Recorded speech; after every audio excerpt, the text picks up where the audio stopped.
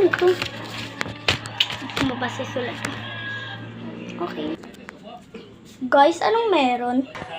Ay, ngayon ka lang kasi daw ito. Magpapakiss daw si ma'am. Hirap nga kami eh. Yung nagre-review na kami. Yung iba din nagre-review. Iba tingnan nag-e-ML pa oh. O, diba sabi ko sa'yo eh. Nakabahan ako sa quiz. Uy, bakla, nag-review ka?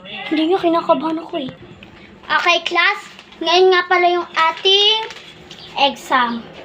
O, eto. Get one and pass.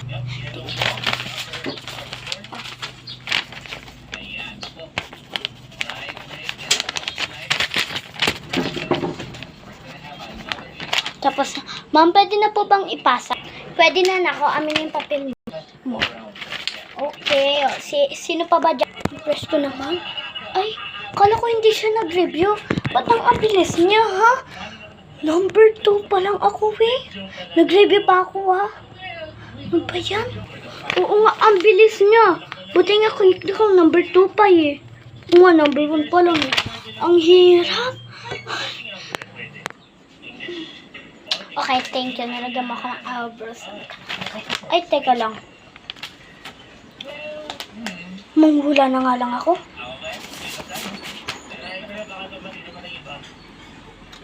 Pangalan ko pala.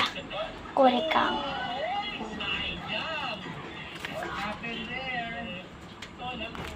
Okay na to. Iba ko na. Ma'am, ito na po yung akin. Tapos na po. Okay, tapos na lahat. Time's up. Yan ang mga papel nyo. Okay na. Okay, mag-ano na ako mga ano. Kurikang. Pababa ah. Puro over 50. Mga kabataan talaga. Ito. Jenica. Gusto mo pasa kanina ha? Nanghula ka lang. Oh, perfect. Ganda naman ang score mo. 49 over 50 nga lang. Ilang pa lang isa.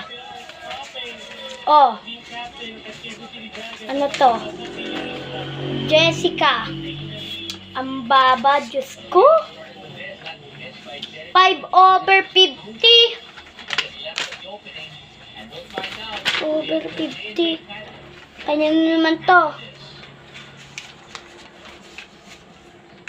Tubol. Yun. Kasi natutubloy. Ayan na. Kababa, mali-mali pa yung times mo din eh. Times 5 times 0 equals 5. Ito naman. Plus 5 plus 0. 0 sagot mo. Baligtad. Hoy. Diyos ko, ano kanino ba tong papel? 25 over 50. Kaya naman to. Kay Jen. Ito yung score mo. 0 over 50. Ano ba yan, class? Kaya ikaw mag-aral ka ng mabuti, ah. Pag ako naging teacher mo, patay ka sa akin.